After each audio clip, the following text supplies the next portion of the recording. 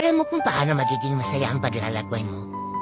Dapat kontento ka at marunong kang magpasalamat sa lahat ng ibibigay sa iyo sa paglalakbay.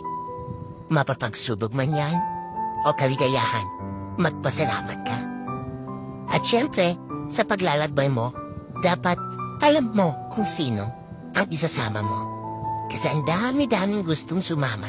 Pero hindi ba dyan, gusto lang talagang sumama para makita kang bumagsak at matumba habang ikaw ay naglalakbay.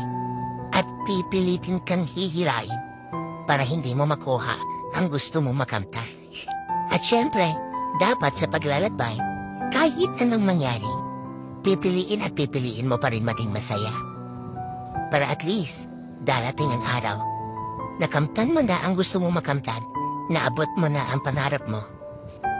Masaya ka at hindi ka magsisisi. Dahil sa proseso pala ng paglalakbay, pinili mo lang na maging masaya.